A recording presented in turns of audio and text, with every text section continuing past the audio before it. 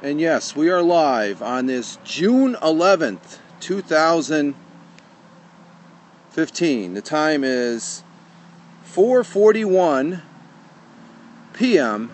Eastern Standard Time here in upstate New York, the southern tier of New York State, where I live and reside on this Thursday, a Tolkien Trivia Thursday. And we have Andrew Apple by 2 joining us. Hello, and we got 2 viewers, which means we have David from Party World from Ireland. Hello, David. Good evening over there. We got 3 viewers for this Tolkien Trivia Thursday. And I'm just getting home here, getting situated. And it's June 11th, 2015. And would you believe, hello, Andrew. And Andrew, where are you from? Because David is from Ireland. I'm from the southern tier of upstate New York. Hi, and welcome to this Tolkien Trivia. And the thing of it is, this is June 11th, and this is the 11th episode of Tolkien Trivia, which we do on Tuesdays and Thursdays. Newcastle, UK, in the city called Durham. Oh, very good. And we've got Greg. He is also from the UK there. Andrew, welcome. Greg and David are regulars. David is over there in Ireland, and Greg is over there in the UK as well. And I've got 8 questions today, guys. And we got 4 people. I think we have 1 person on the web, like we normally do. And for that 1 person that is on the web, if you want to tweet me, I'm on Twitter. @FiremanRich.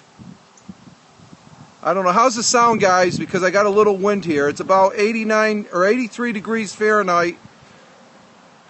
And it is about 28 degrees centigrade there as far as for the metric. Though it seems hotter. Hope you're doing well. Yes, I am doing well, Greg. How's the sound, guys? Does it sound all right? Because it is a little bit breezy. And again, for the 1 web viewer, I have my Twitter up, so if you want to go ahead and tweet me, you can do so. Not bad, can hear the wind a little, but okay, that's good. I'm just trying to get situated here with all my paraphernalia. And I just found out this Sunday that, who was the gentleman that played the White Wizard there in The Lord of the Rings? He's an English gentleman who just passed, Christopher Lee. Thank you, Greg. Thank you. I just found out about that. I was like, wow. I told my son there, I was like, this past Sunday, and that was a surprise. I saw some traffic on the Twitter feeds today, and he was, even though he played an evil guy, he played a part in telling a story that was pretty unique. So, but did you think of the actress from this morning? Actress. I'm at a loss here about the actress. Actress. Oh, from Mad Max. No, I'm sorry. She was in the Italian Job and also Prometheus. And what was the other one? From the Mad Max. Yeah, if you bring up Mad Max, you get the IMDb there listing of the cast of characters. And what was unique about her character, her left arm was digitally removed in the movie to give you the effect that she was sort of a handicap. So I thought that was pretty neat because I said, I know this actress, and I saw some, when we got home last night, I looked her up, and she had both her arms. So I thought that was pretty neat. So just again, this is June 11th, and this is episode 11 for this Tolkien Trivia. I dedicate all my answers today in memory of the great Yes, we'll have to dedicate this to him, Greg, and thank you for the name because I was at a loss. He played an excellent character and whatnot. So, and we're going to continue with our we got our regulars here. And again, Andrew, I greatly appreciate you being here. This is something we do on Tuesdays and Thursdays. It's sort of late on a Thursday because I'm just getting home from the day job. And on Tuesdays, I do it around 2 o'clock Eastern time. So that puts it about 7 o'clock UK time. And again, our one web viewer, I greatly appreciate the web viewer. Okay, question number 1. Where did we leave off last time? Okay, here we go. I was ahead of myself. Party World, CEO of Twitter just resigned. Oh, really? Oh, I'll have to look that up. Sorry, guys, my internet is... Oh, no problem, Andrew. That's normal on the Twitter sphere, joining in and out and stuff like that. I'm on Wi-Fi here, so I'm holding with Greg and David, and so that's nothing new. Sorry, guys, okay, that's a repeat. That's another thing. The Periscope repeats itself. Okay, question number 1, guys. As new editions of The Hobbit were issued over the years, J.R.R. Tolkien made several minor changes, most of them to improved style and consistency. For the 1951 release, however, he significantly revised one episode. Can you identify the chapter, and why did he rework it? And thank you, David, for the share. I appreciate that, too. And Greg, we're looking to you for answering in this one, because this is right up. You like those long you're pretty more intelligent on the long answers than us. How did Adrian put it last show? He had a saying. I can't remember. It was pretty neat. And we have 3 people. Let's see who we still have. We have Greg and Party. We lost Andrew. So if he pops back in. The 2 Towers thought it was too windy. Oh. He thought it was too windy. It's not too bad here. I think it's a little bit hotter than 83 degrees. I think it's pushing 90. Sorry, stumped on this one, guys. Okay. The answer is J.R.R. Tolkien, who was then at work, like Andrea. Oh, clueless. Okay, thank you, David. Yes, we're clueless. I'm clueless compared to Greg. Greg is pretty good at this. Okay, the answer to that is J.R.R. Tolkien, who was then at work on The Lord of the Rings, rewrote substantial parts of the chapter 5, Riddles in the Dark, to weave in its story of Gollum and the ring into the later events of the trilogy. So that was the answer for question number 1. Question number 2. While sizing up Baggins and working up an appetite, Gollum proposed a contest. What is it, and why does he choose it? And that should be an easy one for all of us. I can get part of that right now without turning the page to the answer.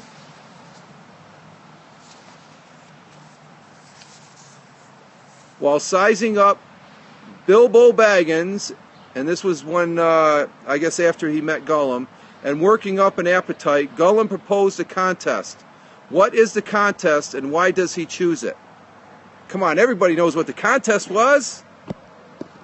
Eating. No, David, no. Not the stuff Gollum ate. Jeez, he ate live fish. That would be Lord of the Rings sushi. Riddling. Okay, Greg. It was, in fact, a game of riddles, chosen because it is the only activity that this lonely creature, that being Gollum, has ever played. Very good, Greg, as always. Okay, now that goes into the next question, question number 3. Question number 3. Answer these riddles. This is a 3-part question, so part 1. Answer these riddles. A box, Greg, he sings always got on my nerves.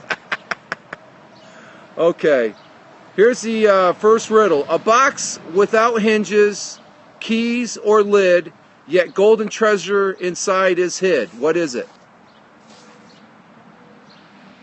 I know Greg would probably know this one. It's a box without hinges, a key or lid, yet golden treasures inside it it hides. What is it? Any answers? Come on, guys. It's not that hard.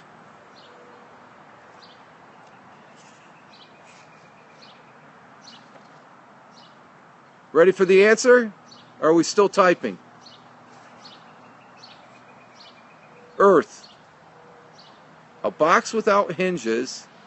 Oh, that's an egg. And once again, I wish I had the clap machine because Greg would be getting all the claps right now. It is, in fact, an egg.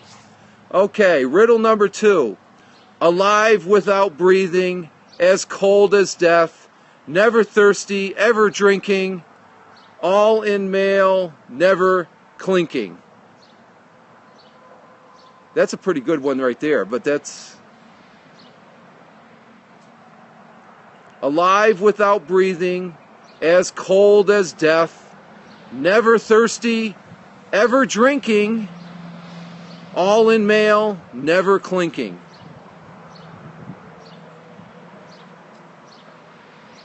Love a good riddle.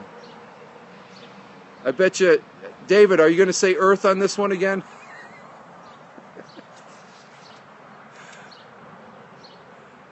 Have to get the book. No, don't get the book because that you get the book after we're all done. Greg says river, because I'm going to read the whole book. Actually, we're almost done to another section here after next week, next Tuesday. The answer is a fish. A fish, alive without breathing, because it's underwater, doesn't breathe. As cold as death, it's in the cold water. Never thirsty, because it's ever drinking with the water flowing through it. All in male, the scales, and never. And we have a stream. Nope, it's a fish. We have Adrian joining us. Hello, Adrian. We're just getting done with part of question 3. Glad that you could make it, sir. And we do have 4. We have Adrian there and Greg from the UK. We've got David from Party World, our diehard Tolkien Trivia regulars here. Yeah, that was a good one, Greg. I like that one. Okay, this is part 3 of the riddles for question number 3. No legs lay on one leg, Turbo. Hi, Adrian, getting them all right tonight. Yeah, I like the answer. He had a good one with the Earth. Okay, here's the third riddle. No legs lay on one leg, 2 legs sat near on 3 legs, 4 legs got some. What is it? Oh wow, this is a pretty extensive one. Let me read that again. This riddle goes as follows. What is it? No legs lay on one leg, 2 legs sat near on 3 legs, 4 legs got some. Any answers?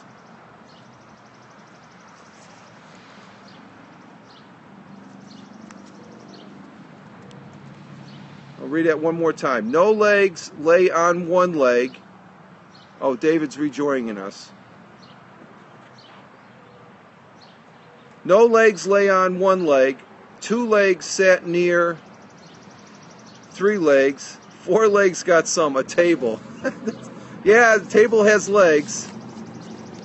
The answer is a fish on a little table, man at table sitting on a stool, the cat has the bones. Ropey connection. Okay, Adrian, ropey connection.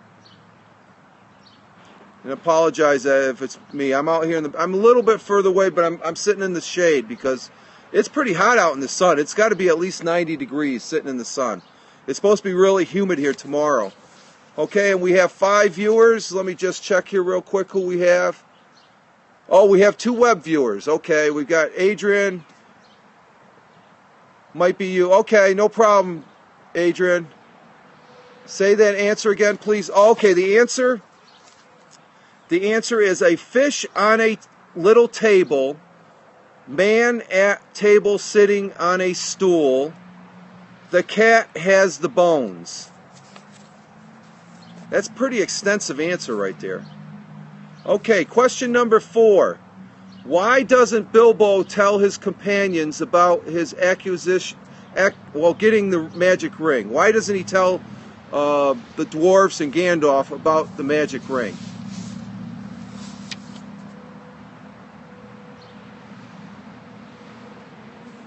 Because remember, I think he used the ring. Ah, right, incorrect. Intricate, yeah, it was a pretty intricate answer. Question number 4. It's a secret. Okay, that's Adrian's. It's a secret because it's his. That's a good answer. Why doesn't Bilbo tell his companion? And Greg says he is drawn to its power. The answer is he is pleased to finally receive credit for his talents, however unearned, from the dwarves. So he had a little help from the ring. And I hear my cardinal friend. Okay, question number 5. What are wags? W-A-R-G-S. I don't know if I'm pronouncing that way. Wogs? From where does the name derive? What are wogs? Wargs. W-A-R-G-S. And from what does the name derive? David's rejoining us again. Do you know what wargs are? Wargs? W-A-R-G-S. You've seen them in the movie. Especially on the plains. Big, ugly wolf dogs, beast things, yeah. And that is, I don't know, we'll wait for the other ones, but that's a good answer there. Very, very right on the money there. Nope, back from here. Beastly animals, David says. Adrian, before you came on, we were trying to think of that term you were using yesterday for David and myself as far as on some of the answers. The clueless term. Okay, the answer is wargs, W-A-R-G-S, are wild wolves, like Greg said. Ever the physiologist, Tolkien takes the name directly from Old English. Philologist. Well, is that okay with words? J.R.R. Tolkien took the name directly, so wargs are directly out of Old English. I'm always clueless. Aren't we all, Adrian? Thank God we have Greg here, right? So that word is out of Old English. That's pretty interesting. Okay, number 6. David said to Adrian, met your brother. Okay. Let's see, 5. Number 6. How are Gandalf, Baggins, and others saved from the conflagration of the goblins and the wolves? And conflagrations means the fire, the goblins and the wolves. So that's in the movie of... I know you don't see the movie, Adrian, The Hobbit, but I think you read the book. Did you read the book, The Hobbit, Adrian? You must have. Waiting for the answer. Must have read the book. Or, no, okay. So you wouldn't... This is I would say it's a pivotal point, but it's a pretty good point. How are Gandalf, Bilbo Baggins, and the others saved from the conflagration, meaning a fire? In this case, I'll give a wildland fire, which I'm very familiar with, being a former firefighter. Missed the question, sir. Okay, I'll read it again. How are Gandalf and Bilbo Baggins and the others saved from the conflagration, which means wildland fire, of the goblins and the wolves? So they were being chased by the goblins and the wolves. How were they saved? Hot air balloon. You were pretty close with that, but his magic wand. Greg, I know you got the correct answer on this one. Do you know what saved them? And conflagration, eagles. Yeah. Oh, Greg always comes through. Like I said, Greg has all the claps if I had the clap machine. The answer is the Lord of Eagles and the other great birds swept into the trees to save the imperiled adventurers. So the eagle saved them and took them off to safety. Very good, Greg. Okay, number 7. And David, thank you, David, for giving Greg the claps. He deserves those. Very good job. Greg is the man. As far as the question, I tell you, on the tote board, he's like right up there as far as... Okay, number 6. What is the Hobbit equivalent of out of the frying pan and into the fire? And that's quoted because I think they use that in the movie and also the story. I just read and watched too many films. That always helps. Okay, what is the Hobbit's equivalent of out of the frying pan and into the fire? Which I think they use that line in the story. The Hobbit equivalent. Hobbit equivalent of out of the fire and out of the frying pan and into the fire. Greg is rejoining us, and if I need to scratch his head. And I can almost picture you, Agent, scratching your head there, buddy.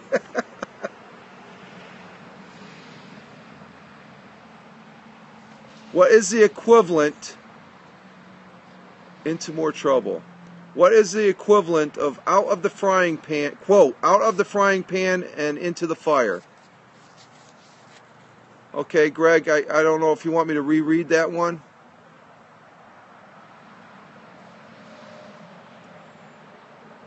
If Greg is with us. I have 4. There's 4 people in. We still have Adrian from the UK, Greg from the UK, and David from Ireland, and we have 1 web viewer, whoever that may be. Lost on that one, I'm afraid. Really? Okay. The equivalent is, quote, and I can picture, you got to picture Bilbo Baggins saying this, escaping goblins to be caught by wolves. A proverb that Baggins and his dwarf companions learned at a high price. Greg Buss, he always knows. But he is gracious to let us know that... Darn it, should have known that one. That was... Okay, Greg, David, that must be the first. No, well... Okay, number 8, and this is going to be our last question because... our next show, Tuesday, I think we're going to finish this section. Okay, the question is, for number 8, when the eagles deliver their ritual farewell, only Gandalf knows the correct response. What is it? I guess this is after the eagles take the Bilbo, the dwarfs, and Gandalf to safety. What's the ritual farewell? Only Gandalf knows, and I can't remember that.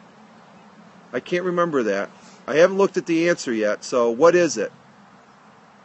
What is the ritual farewell that only Gandalf knows? And I guess if you read the story, you would know also. And I read the story, but I can't remember. I just remember the eagles taking them to safety. Can you imagine writing it? Well, let's just say I make it a habit, I don't talk about the job, but at my job, we have a pair of eagles that nest close by on an island of the Susquehanna, Hiawatha Island, and this eagle is big. I mean, it's bigger than Max. It could carry Max away.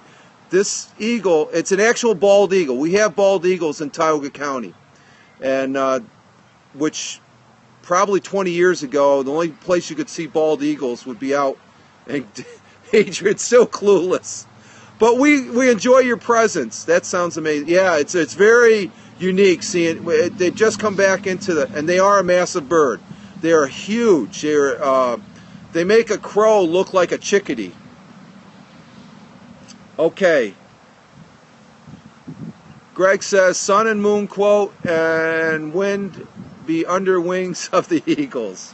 Let's see the answer.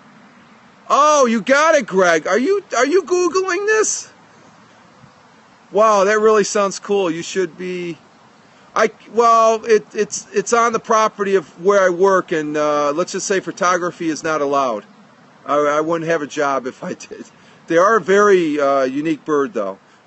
If I ever get to Hiawatha Island, that's a protected preserve. I should be able to, but that they only open that up at a certain time. I once said it to my friend when I left my hometown. Really? Okay. And Adrian, told you Greg is the man. Yeah, that is the answer to that on the ritual is, quote, he says, may the wind under your wings bear you where the sun sails and the moon walks. Very good, Greg. Very good. Give up some claps to Greg. Yeah, Greg is the man. So that's 8 questions for our episode here, folks. Thank you, Turbo. Thank you, Adrian. Yeah, Greg deserves though. This was Greg. Very good, Greg. I'd be great in quiz team. No, so many little normal useless. You know, you'd be good on Jeopardy too. I'll take Bilbo Baggins for 20.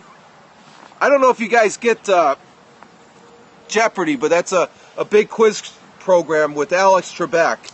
It's a fixture. It's been going on for a number of years. I don't know how long, much longer. I don't know if you're familiar with Jeopardy, and it's a good quiz show.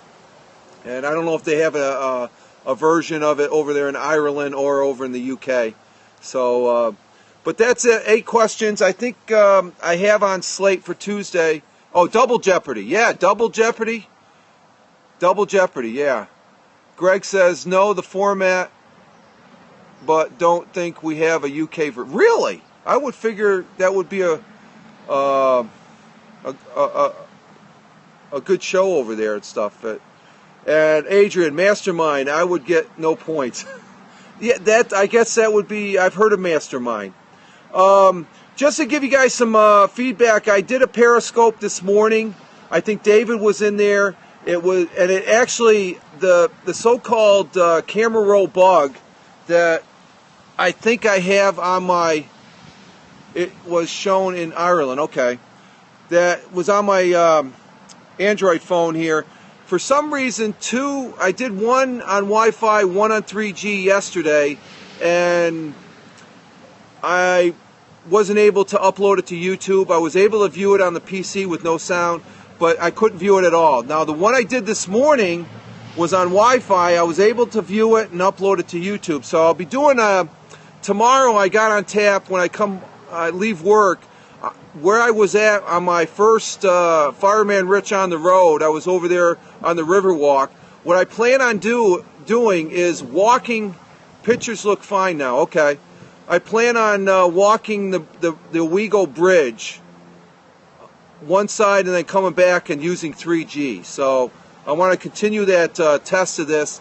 And it might be a sporadic. It must be. No, it's not. I don't think it's a 3G, David. I think. It might be maybe the tower. It might be a connection issue like we're having now with the Wi-Fi. Sometimes you guys come in and out. It might be on your end. It might be on my end.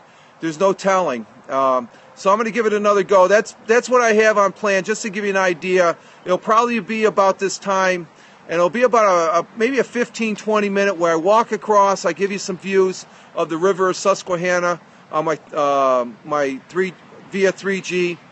And walk back the other side, and it's supposed to be pretty humid and hot, so I'm gonna take that in consideration. That if it's too hot and humid, I don't want to look like I'm sweating bullets and stuff like that. So we still have Adrian, who's still with us, Greg, and David, and we still have one web viewer who's with us, which I greatly appreciate.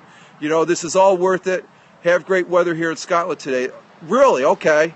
And I hope the weather is fine there where you're at, Adrian. If it's in Scotland, you probably have some good. I might have to watch Sky News because I do get Sky News. I will try and tune in, but we'll watch any replay. Okay, raining in Ireland. Okay, yeah, hit mid-high 20s Celsius. Okay, yeah, I'm like I said, I'm so far yesterday's Periscopes I weren't able to upload. So out of the I think I'm pushing 69, 70 Periscopes right now.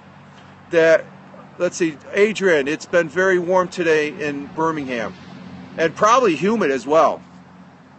So that's what I have in store on tap, and I'm thinking up of some things I can do probably for the weekend there, because I'm trying to do, let's see, David. So we will be walking the river at 10 tomorrow.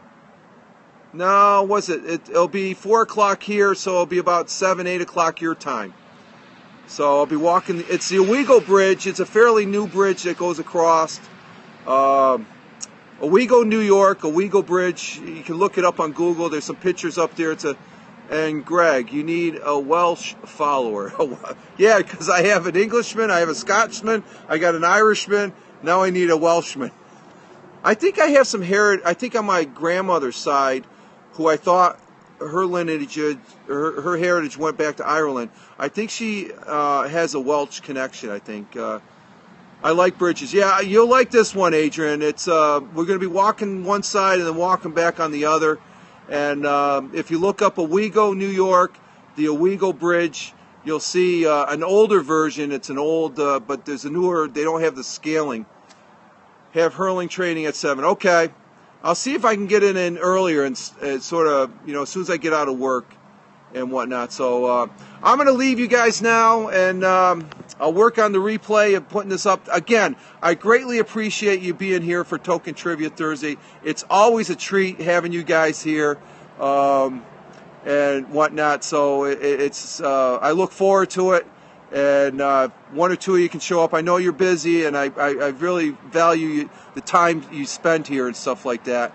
And if I provide you some entertainment from this American across the pond here, I'm more than happy to do so, because that's what it's all about, the fun and enjoyment. And hopefully, I'm really enjoying this book, because we're halfway through. I never read it completely through, and I think it's just a great format to be able to use this. And Turbo says, bye, Greg, David, and you, Rich. Okay, you too, Adrian. We'll see you. Take care. Have a good evening. And Greg and David, you all have a good one, too. And our web viewer, whoever you may be, you have a good evening. Live life. Have fun. Ciao for now. And as always, peace. Greg says, all the best. See you again soon. I'll try and make another Rich on the road. Okay, and have a good night from Adrian. Okay, you guys take care.